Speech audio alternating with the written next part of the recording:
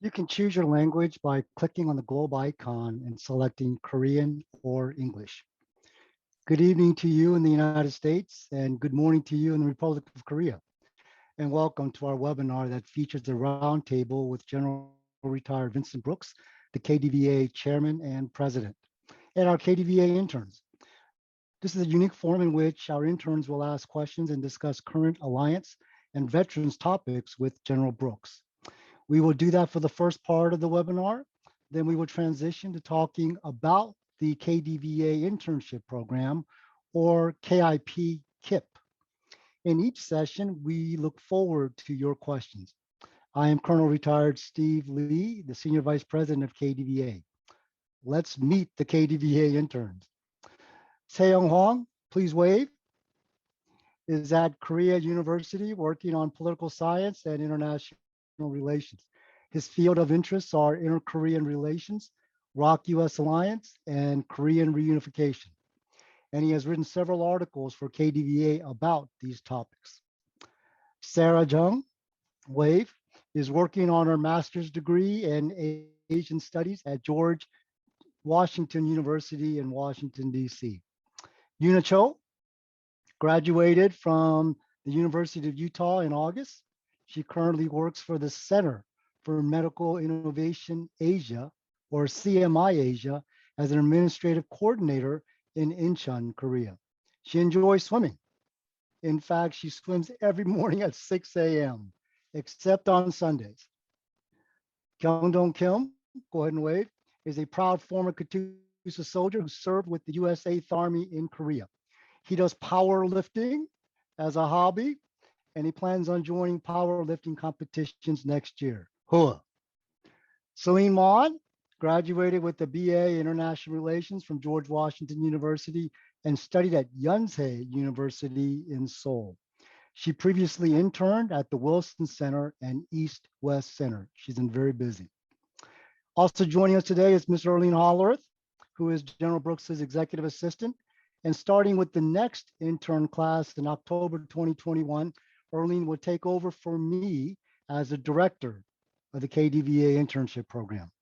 She has done a wonderful job as the deputy director, and we're looking forward to exciting times for the program. Finally, we want to thank David Kim, who just joined the KDVA language team as a senior language expert. David is doing the near simultaneous interpretation for us, so thanks a lot, Dave. You can write questions at any time using the Q&A tab at the bottom of your screen. Please keep the questions short and relevant to our discussion and address your questions to a panelist. This webinar will be available on the kdva.vet, that's V-E-T, digital library, and the KDVA YouTube channel in a few days. All right, now, ladies and gentlemen, let's just roll right into part one, our roundtable. The first question for General Brooks is from Taeyong Hwang. Taeyong.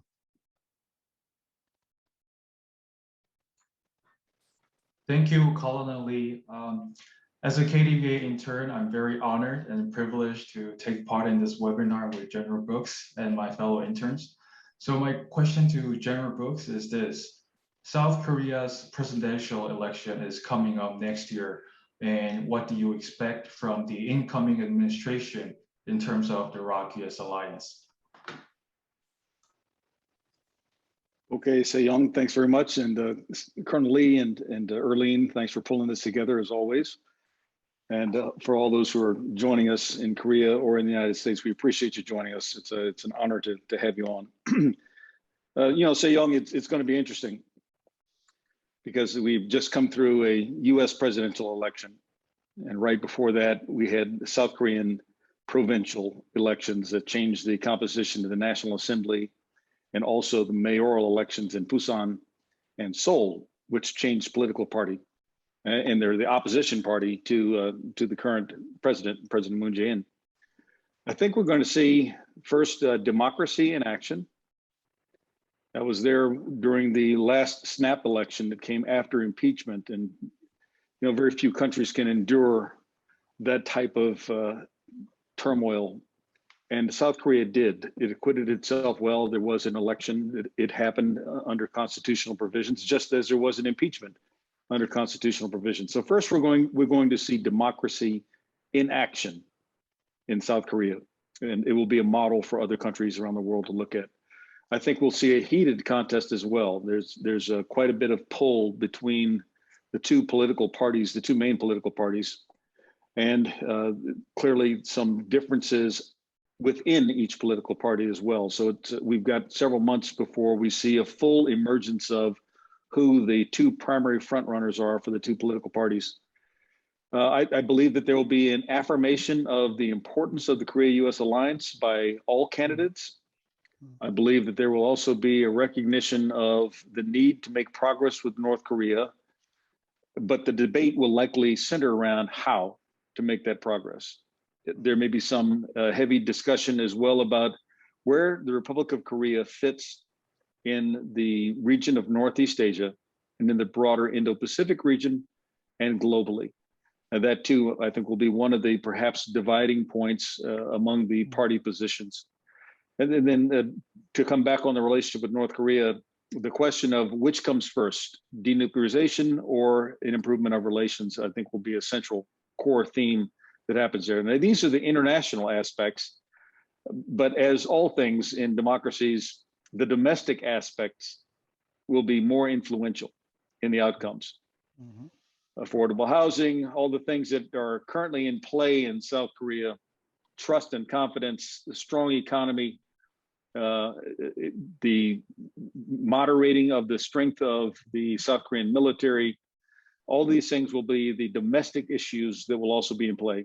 It will be something to behold, to be sure, and I'll certainly be watching as a participant in the effort to strengthen the Korea-U.S. alliance and also to see the strengthening of democracy in the Republic of Korea. Thanks for the question, Se-Young, and thanks for being an intern. Thank you, sir. Wonderful. Sarah Jung, your question, please.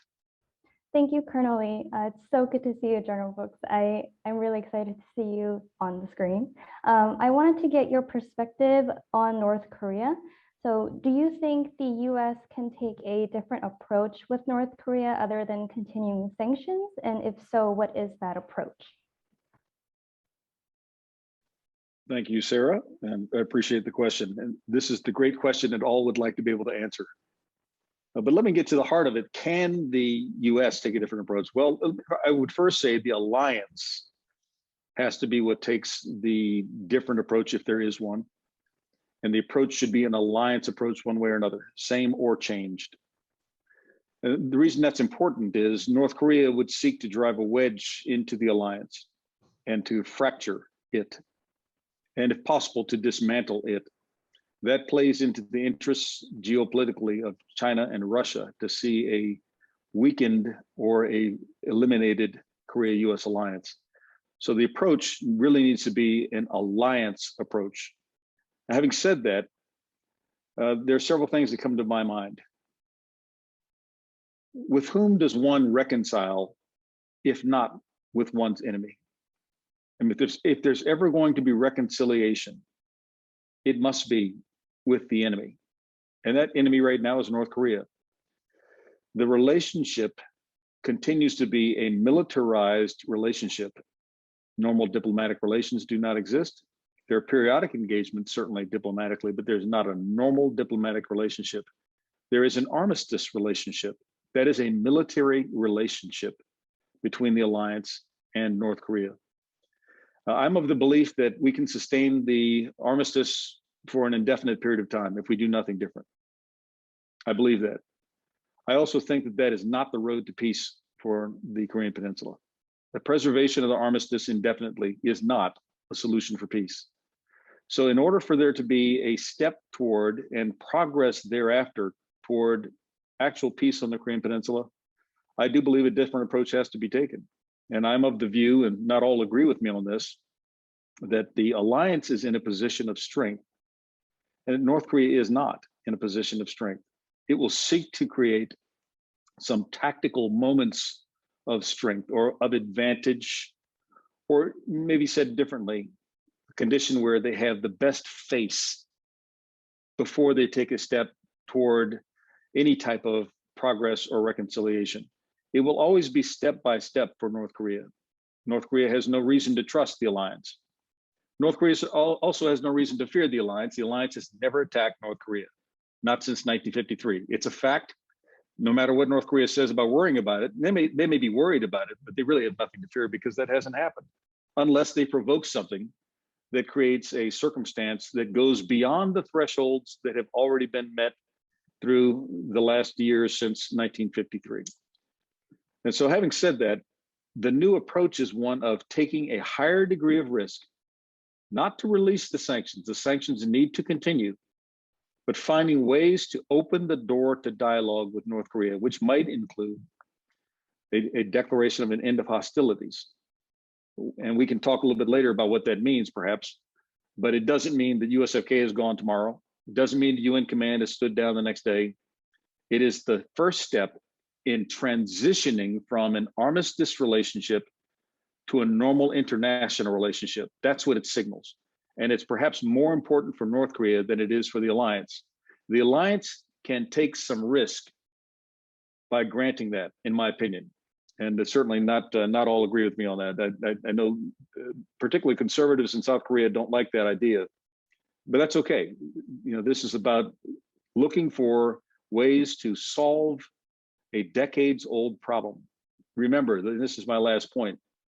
The armistice was supposed to be a temporary condition until a lasting peace could be created. We should not and must not be satisfied with these nearly 60 plus years of armistice as though that is the lasting condition of peace. It isn't, and it can't be. So thanks very much for the question. And once again, we appreciate you being an intern with us as well, Sarah. Thank you. Okay, Unichol, you're up next, please. Thank you, Colonel Lee and General Brooks, for giving us the opportunity to join this webinar. I recently graduated from university and got a full-time job. So my question to General Brooks is this: what would you like to advise younger generations like me who are moving forward into a professional society? Thanks so much for the question, and congratulations to you first on your graduation. That's outstanding. And now the rest of your life awaits you.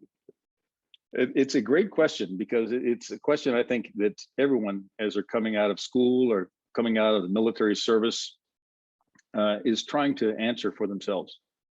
What should I do with my life? My encouragement to you is do something first that can sustain you. So you need to do sufficient work to sustain you as a source of income to live on. But that's a very basic level. What you really should seek is something that gives you a sense of fulfillment, a sense of contribution to something bigger than yourself. You've done that as interns with the Korea Defense Veterans Association. You didn't have to do that. You're trying to finish your college years, and yet you chose to do that. And I hope that you walk away with a sense of purpose, that you've made an impact, not only on the association, but on what the association does, which is to strengthen the alliance and honor those veterans who defended the Korean alliance, including the veterans of the Korean War. The question is, where can you find something that gives you that sense of purpose and fulfillment? And it may take some looking around. You may have to change from one thing to the next, and that's okay. I want you to feel comfortable with trying something, giving it your very best, but measuring it also to see if it fulfills you. And if it doesn't, seek something else. Go find something else that does until you find that purpose. I would like to see all of you, as bright-minded as you are and as active as you've been in this small piece of international relations between the United States and the Republic of Korea.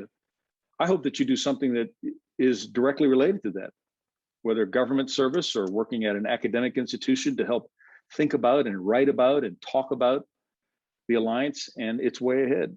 I hope that you would feel comfortable doing that. You certainly demonstrate, each of you, you've demonstrated your ability to do that. But whatever it is, do something that's going to fulfill you. Life is too short to go through it unfulfilled, just making time. It's not worth doing that.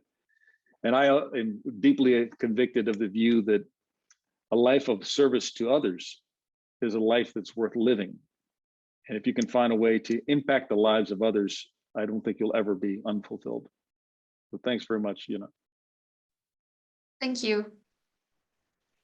Okay, before we go to our final two questions from our two interns, the Q&A tab at the bottom of your screen, it's open if you have any questions for General Brooks or any of our interns. Okay, Kyung-Dong Kim, please go ahead with your question for General Brooks. Thank you, Colonel Lee, and glad to see you, General Brooks. Let me ask a question about the U.S. commitment for ROK security related with the current issue in Afghanistan. Many ROK civilians have witnessed what happened to Afghanistan after the withdrawal of U.S. troops, and a lot of opinions have been stated. Some said it reminds us of the fall of Saigon, Vietnam in 1975, and others stated the ROK-U.S. alliance is indispensable for the deterrence against North Korea. The most interesting opinion was ROK needs to consider nuclear armament to respond to North Korea's nuclear threat and China's overbearing manner, such as economic retaliation against THAAD deployment. At this point, can ROK's nuclear armament be regarded as a realistic option for the deterrence? I would like to listen to your opinion about ROK's nuclear armament, or what actions are needed to be taken from the alliance in the current situation. Thank you. Kyung-Dong, thanks very much for the question. And thank you also for your service, because you are a Korea defense veteran yourself, having been a Korean augmentation to the U.S. Army. It's a great question. This is another one that I'm asked frequently, especially since the events that unfolded in Afghanistan over the last month. There are some things that are very, very different between the situation on the Korean Peninsula and the situation in Afghanistan. The Afghan security forces, for example, have not stood side by side with the United States in 3 different wars. They did it in one, their own, there in Afghanistan. And in my experience with them, they were willing to fight, especially when the United States was present. And it's the Afghan security forces that have taken by far and away, the greatest amount of losses from the allied structure that was operating there. And they are the ones who've been carrying the fight for about the last 10 years. But the message that comes to me from Afghanistan is twofold. First, that presence matters. When an ally or a partner, as it was with Afghanistan and the United States, for example, when the partner stands with the person who has the greatest obligation to secure, which in this case was Afghanistan and would be the case of South Korea on the Korean Peninsula, then there's a willingness to stand and fight. The trust between the government and the military and the people, if you accept that there is an historic relationship among the three in any society, that's certainly a Western way of thinking that the military theorist Karl von Clausewitz speaks about, that triad that connects the government, the people, and the military. That was not a strong connection in Afghanistan. And as a result, as the alliance structure began to depart, the Afghan government became weak, and the degrees of trust, weak as they were, broke. The Afghan security forces were no longer going to fight for that government. And we saw the rapid collapse that was not expected, but could have been predicted when one thinks about the dimensions of war as I'm describing, the moral dimensions, not the numerical dimensions, not the tactical dimensions, but the moral dimension, the thing that happens in the heart and in the mind. And as a result, that happened. This is perhaps the opposite story from South Korea, which has stood side by side with the United States and with the UN sending states during the Korean War. The Korean conflict continues to this day in the form of armistice, but not peace. It is in fact the longest war. The one in Afghanistan was 20 years. That would have meant 1973 in Korea. And had the alliance come apart in 1973 if the United States had withdrawn completely. And there was discussion to do so, by the way, especially from 75 to 1977. Then what condition would South Korea have been in 1975, 1973, 20 years after the armistice was signed? And my view is not a very good condition, and absolutely not the kind of condition it is in now. The presence of US troops for that period of time has given resolve, will, and example to the Republic of Korea. The Republic of Korea built itself. The US didn't build it. It helped to get it started, but to be sure, the Republic of Korea built itself. The miracle on the Han River is a South Korean phenomenon. But the presence and the guarantee that comes from US commitment and the continued support of the UN sending states is part of what led to that success. So it takes 40 years before you really start to see progress. And then at 50 and 60 years, you might become the 10th largest economy in the world, the most technologically advanced country in the world in terms of the connectivity of every citizen. That's the Republic of Korea. That's not the Republic of Korea from 1975. So there are lessons to be learned here. Continued commitment, even small numbers, say something to the population. But I have higher expectations of the Republic of Korea Armed Forces. If a war were to break out with North Korea, God forbid, and of course we do all we can to prevent that from happening.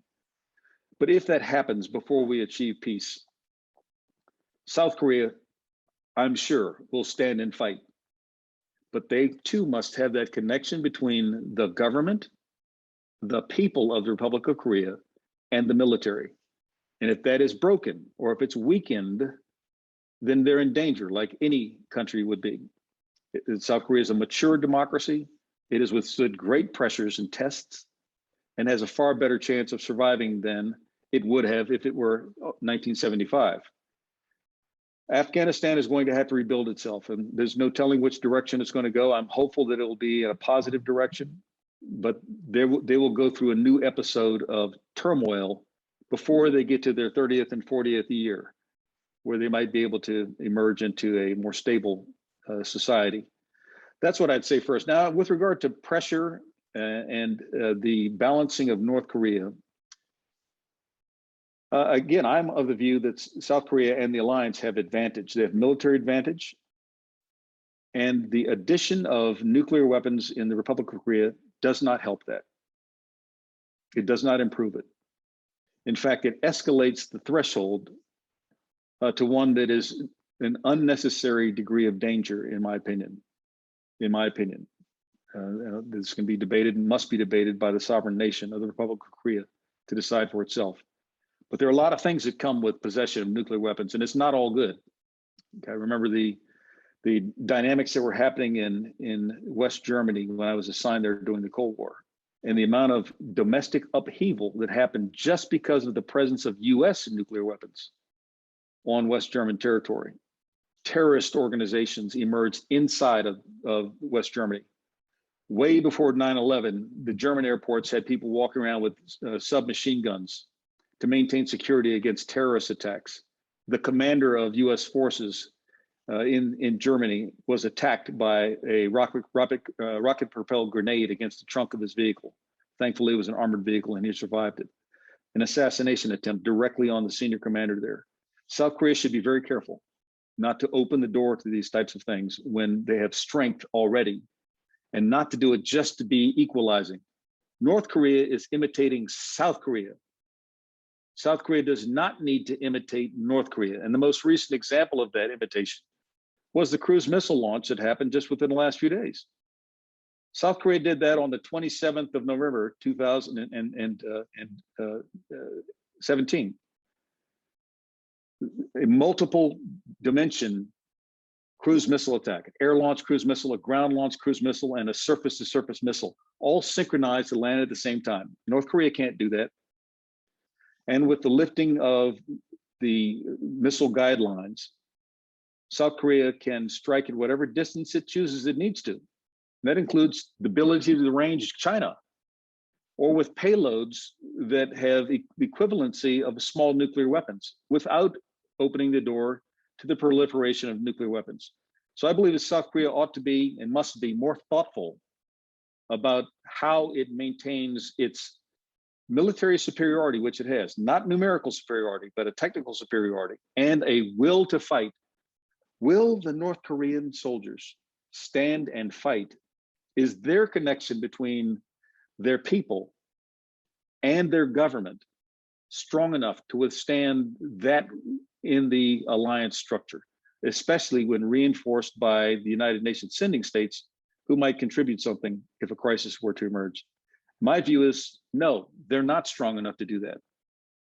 Now, we can never presume what our enemy is going to do. That's a recipe for disaster. But we don't need to make them 10 feet tall either. We need to recognize where they have vulnerabilities and then step on every vulnerability to make it hurt.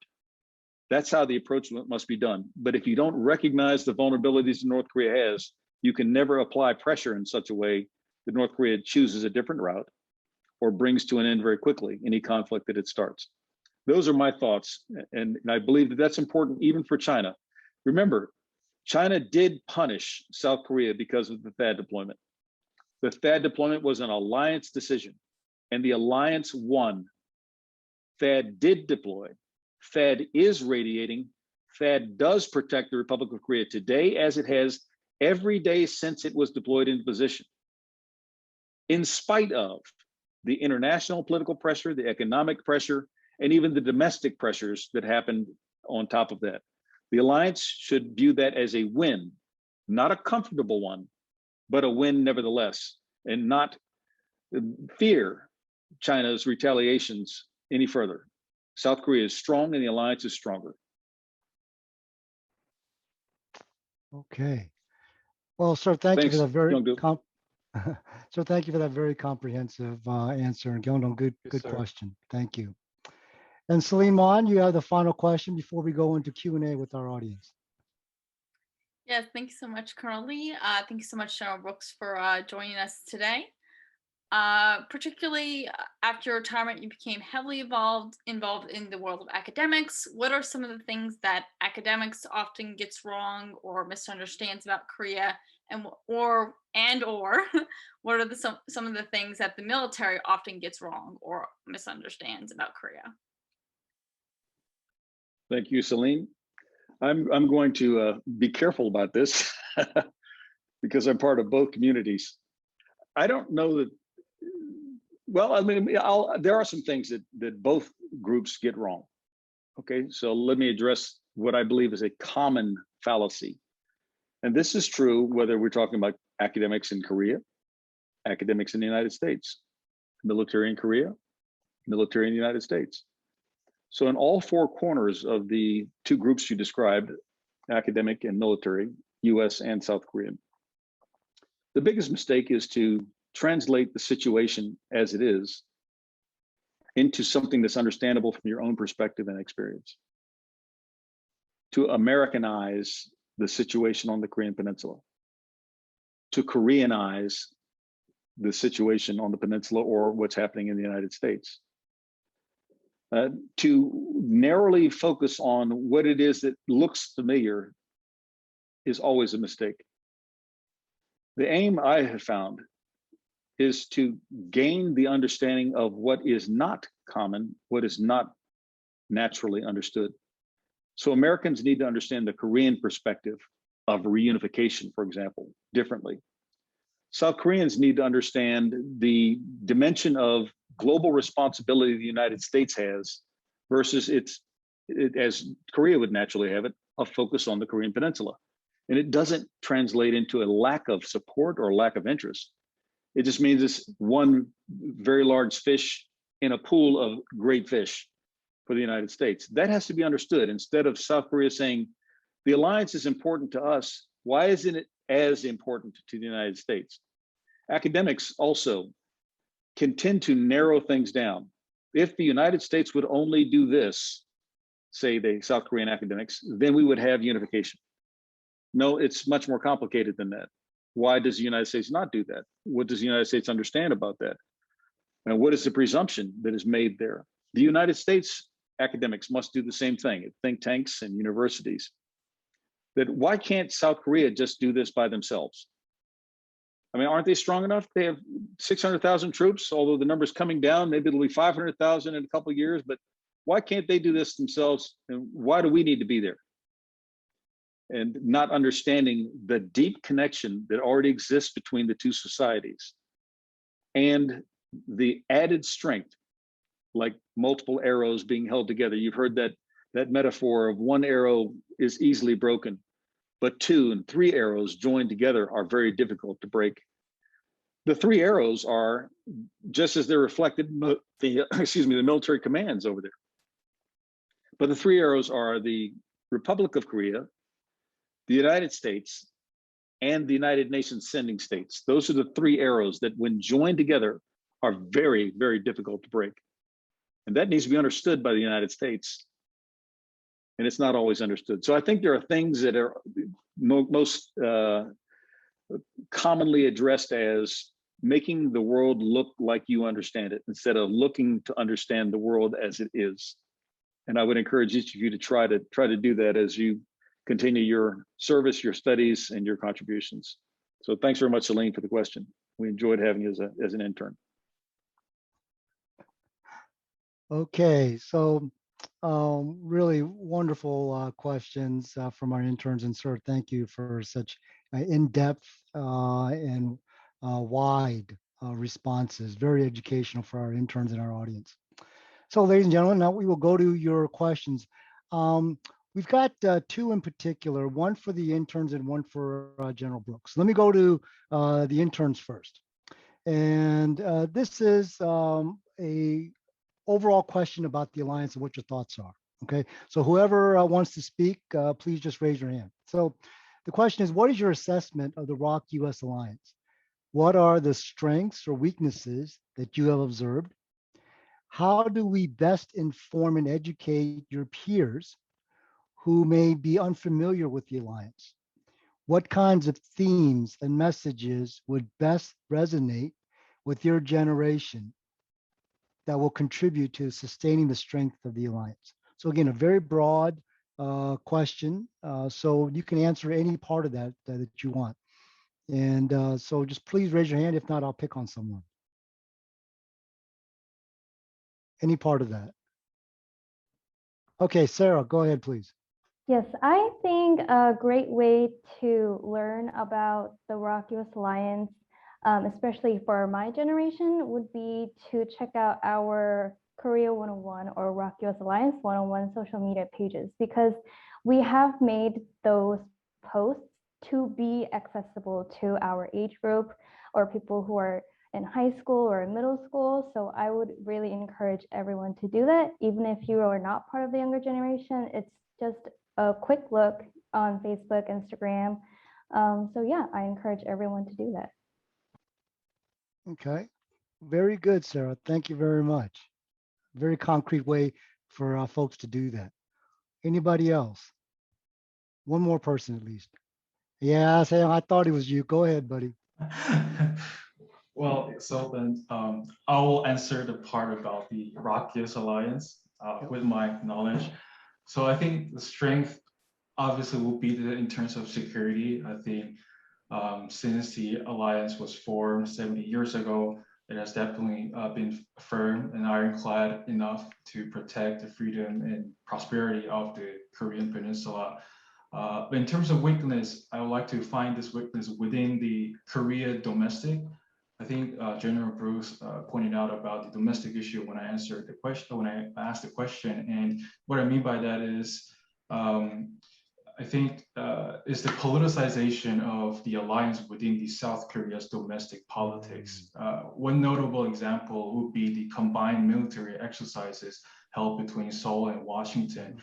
And recently there were so many controversies over the training within South Korea, given the stalled nuclear negotiations with Pyongyang. And I'm worried that such excessive involvement of domestic politics on this matter could weaken the inherent role of our military. So in terms of South Korea's diplomacy, I think there tends to be inconsistency in terms of when they approach the alliance issue. Meanwhile, on the other hand, from Washington, I tend to see some consistency when they approach the alliance issue. So I think that's the weakness for South Korea when dealing with the alliance matters. Seong, really a fantastic response. Thank you. Very thoughtful, very in-depth and layered. I appreciate it. Thanks for putting it together so quickly. Fantastic. Sir, we got a question for you. I would like to ask if the American grand strategy in the Middle East has fundamentally changed. Is it correct to say that the United States' interest moved from the Middle East to the Indo-Pacific, or is it just an opportunity to restructure the American commitment in the Middle East? Sir. Well, I appreciate the question. And the rebalance has been underway for quite some time now.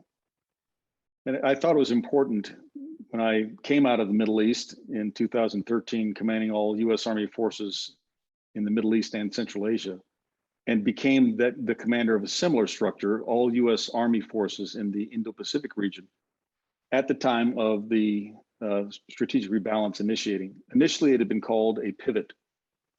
And the pivot was not well received because it sounded like turning your back on one side and now facing the other side. There's a lot in words when it comes to international relations and in public diplomacy, communicating what your real intentions are. I found the rebalance to be much more accurate. It certainly reflected the experience that I had, and I believe is ongoing even now. That is, how much of your weight, if you're standing on both feet, how much of your weight do you put on one foot versus on the other foot?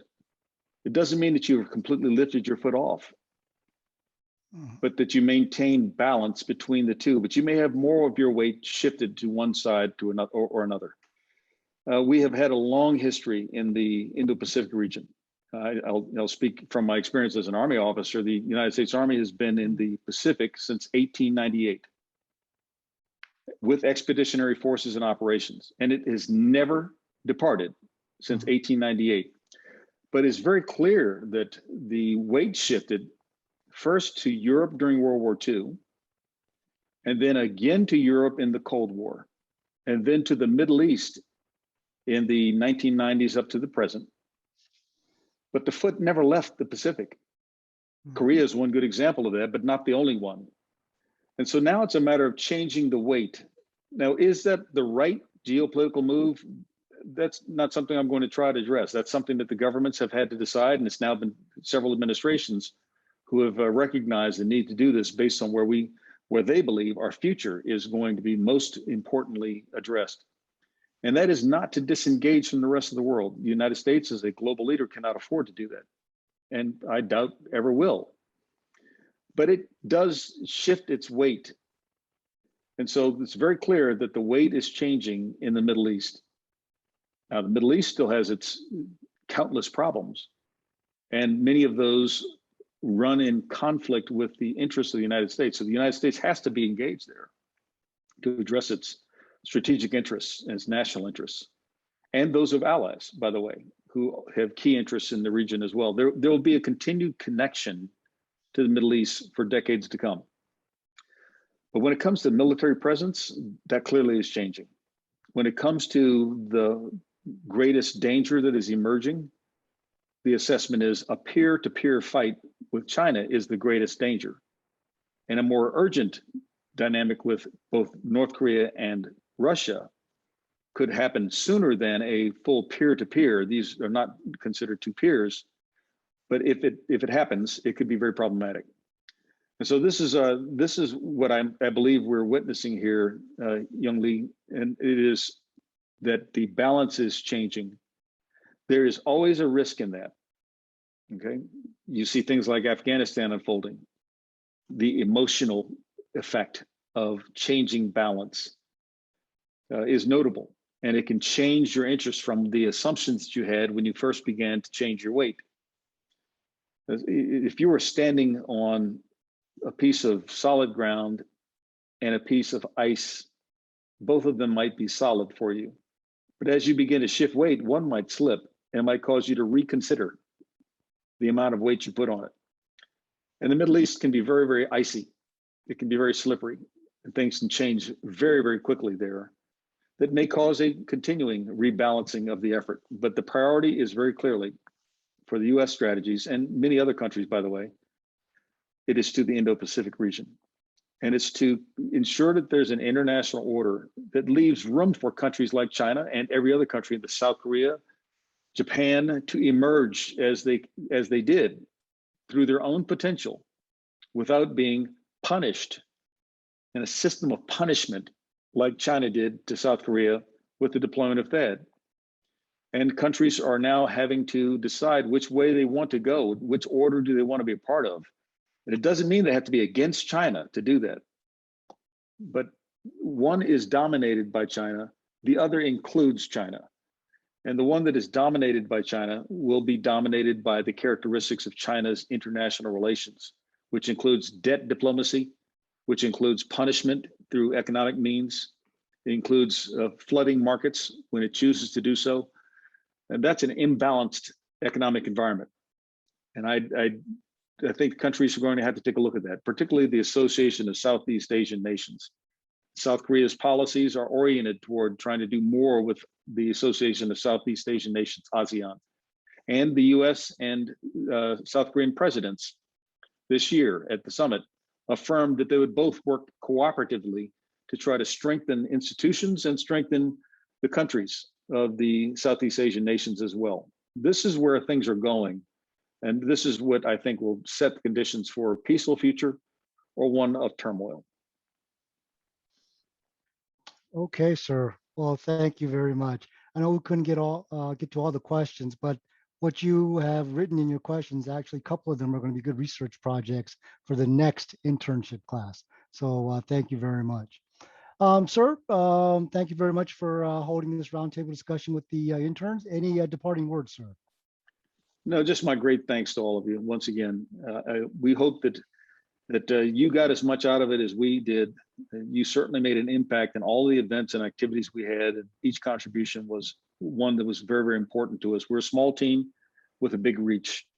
Our reach is international, and it continues to grow. Our membership continues to grow. All of these things are enabled by each one of you.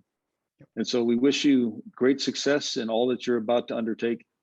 Remember the KDVA, talk to your friends about it. If you happen up in military service, make sure you remind them to join, because we want them in there. And we want you to continue to be associated with us. Good luck to each one of you, and thank you very much. Sir, thank you very much. Now, ladies and gentlemen, we'll start part two, learning about the KDVA Internship Program itself. This session should be particularly interesting to anyone looking to apply for the KDVA internship. KDVA has two types of internships, research assistant internship and event management and support internship. So what I'm going to do is I'll ask each intern to provide their thoughts about the internship program, and then we'll take your questions from the audience at the end. Okay, Celine, we'll start with you. What are some of your thoughts about KIP? Thank you so much. Yeah, so I'll just kind of start with how my time has been spent at KDVA. So while at KDVA, I kind of fluctuated between having a lot of time towards the beginning. I had a couple things on my plate, but I wasn't a student full-time and I wasn't working full-time.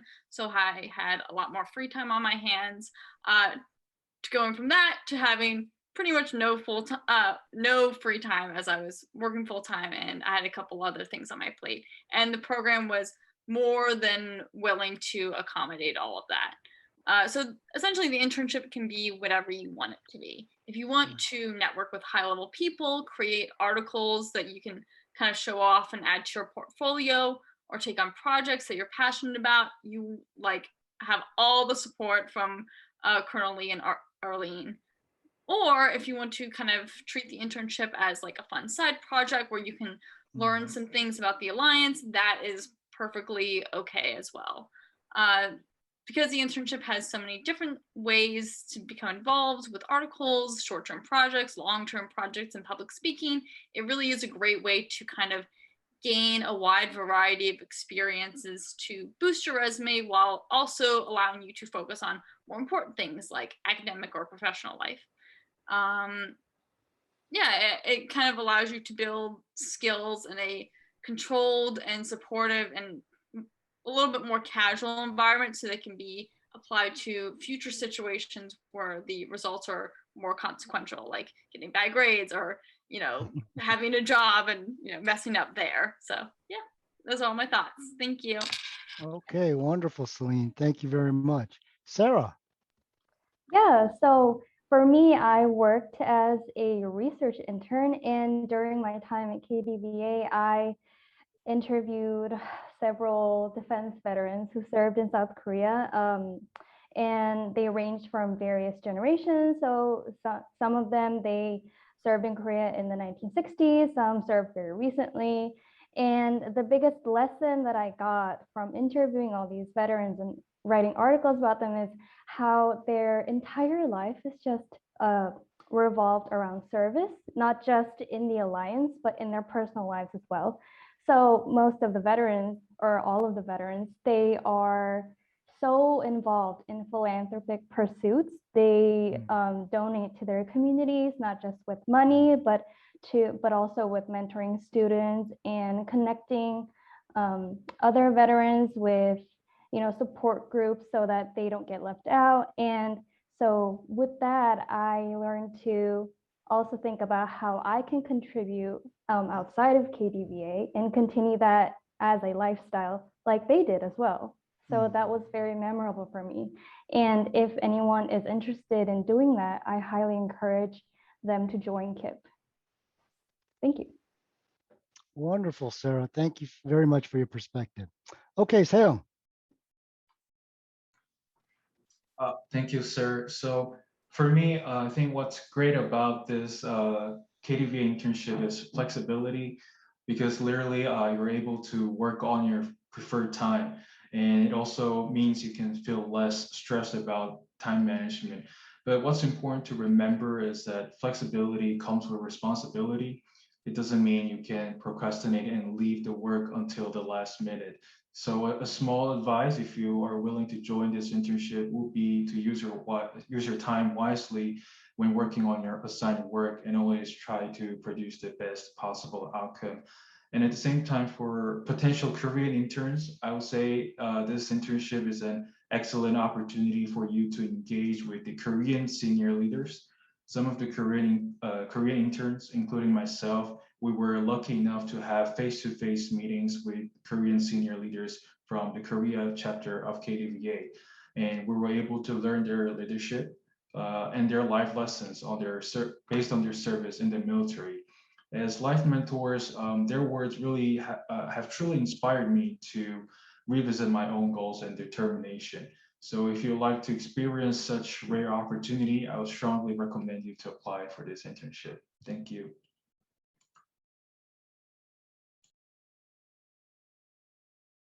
Very well said, Seong. Thank you very much.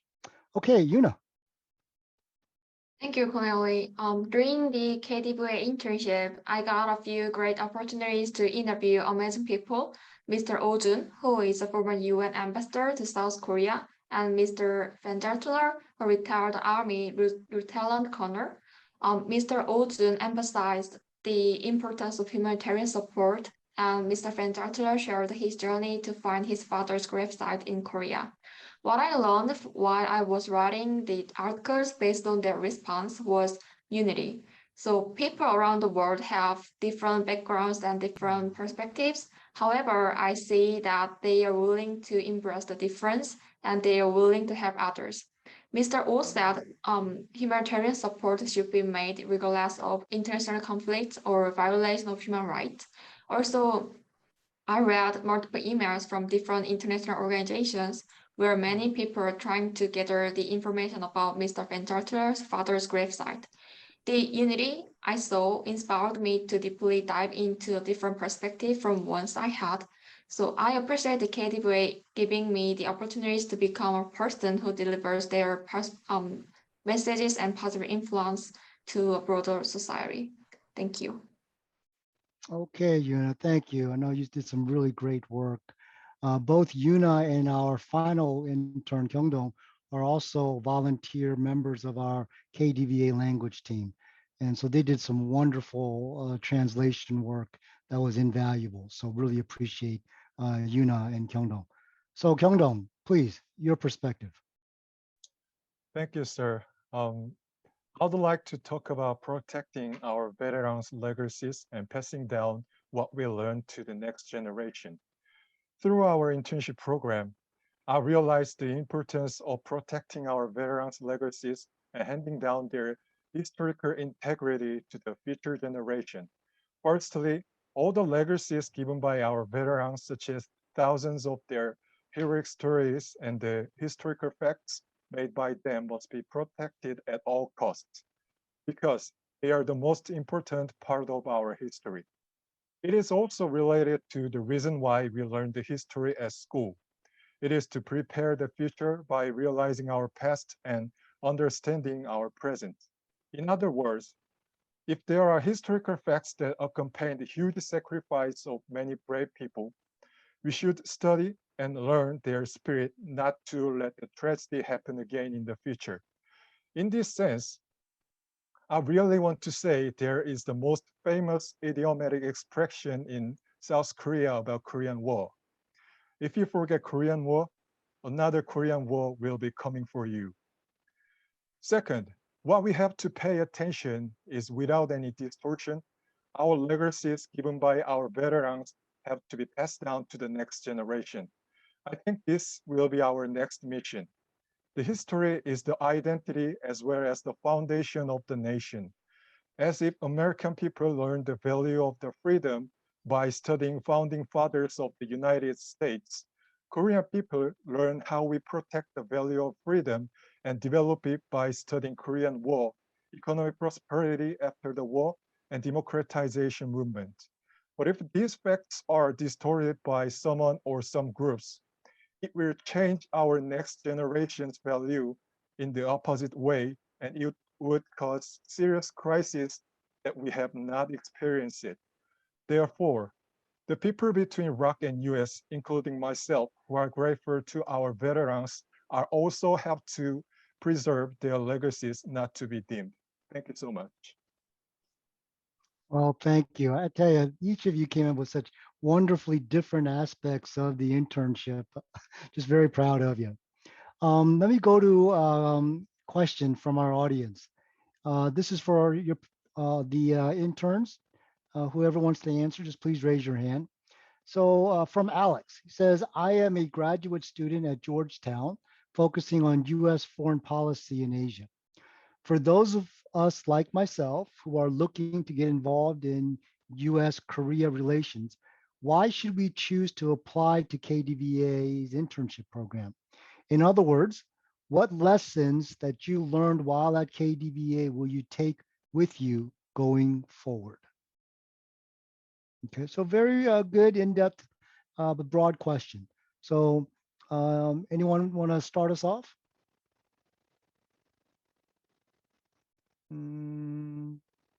Okay, Yuna, please. Thank you for the questions. First, from my experience, I learned there are so many amazing people around the world who I have not met. I interviewed two of them and wrote the two articles. And KDVA has the great networks, and my supervisor, Kunal Lee, and Ms. Holaris are willing to connect me with those great people. I believe you can get a great, valuable experience from this KDVA internship. And I strongly believe that I strongly believe that this experience could change your life. So I recommend you to apply for this internship. Thank you. Okay, wonderful. One more. Any other? Okay, go ahead, Sarah. Yeah, so I heard that this person is a graduate student like myself. And I think one great thing about KDVA is you are allowed to research whatever you want, literally anything you want about the Alliance or anything that interests you. So I think it would be really great to bolster your academic studies while publishing an article, having that experience. And like Celine mentioned, I always brag about having articles published in the journals, but having that research experience also helped me, formulate research questions in school. So this was, again, helpful academically to me. So yeah. Okay. So we got a question here that says, what does your role entail in this program, this internship program? Does anybody want to talk a little bit about what some of your roles were? I know we covered a lot of it, but anyone just want to cover that? Okay. Go ahead, Kyung-dong, please. Just like Celine said, in order to contribute for the ROK-U.S. Alliance and our combat veterans, we can be all we want to be. So if you want to write an article about the current issue of the Korean Peninsula or our combat veterans, you can be the journalist by publishing your articles to our ROK-U.S. Alliance Journal. And also, you can engage with the public relations projects such as Korea 101 and Alliance 101, and can contribute to let the other people know what the Korean culture is, and also how the ROK-U.S. Alliance did for the ROK security. Thank you. Okay, good. Wonderful. Anybody else want to jump on that? Different types of roles? Oh. Okay, hey, so we're come to the closing here. So, we really want to thank General Brooks for participating in the roundtable with our interns, and we thank our KDVA interns, Seyoung, Sarah, Kyung-dong, Celine, and Yuna. Our interns, number one, they're volunteers, and it's 100% remote, except when there are events in Washington, D.C. area or in Seoul. And so they research projects, any topic to deal with the Alliance or veterans. They write articles. They have a requirement to write about 2 articles per quarter for our journal, which gets published each quarter. They conduct interviews. You just heard that they've interviewed previous foreign minister, veterans, senior Alliance leaders. They support physical events whenever pandemic conditions allow. And what's so mostly important about what they do is they work on and they share their passion and love for the Alliance and our veterans. KDVA and our members are working hard to support the ROK-U.S. Alliance and our veterans. And there are several upcoming activities that are really amazing, and I don't exaggerate. KDVA is starting local chapters in the United States. We are looking for volunteers who would like to get a local chapter started in their area. KDVA is receiving applications for the first Korea Revisit program for Korea defense veterans. The South Korean government has long hosted revisit programs for Korean war veterans, but this year will be the first time for defense veterans. So anyone who served in Korea after the signing of the Armistice Agreement is eligible. KDVA and KUSIF Honors 2021 will be the annual gala event for KDVA, and it'll be in mid-November. And it is designed to honor KDVA members and our supporters who have made significant contributions to the Alliance and our veterans. We are accepting nominations now for honorees. And then finally, the ROK-U.S. Alliance Peace Conferences are coming up in Seoul in November and in Hawaii in December. So for all our friends in Hawaii, we'll be seeing you in December. Please consider joining KDVA. It's free and it only takes a few minutes, literally. Details for everything that I just talked about are available in kdva.vet. That's VET. So ladies and gentlemen, thank you very much. And we look forward to continuing to work together for the ROK-U.S. Alliance. Thank you for joining us. Really appreciate it. Thank you.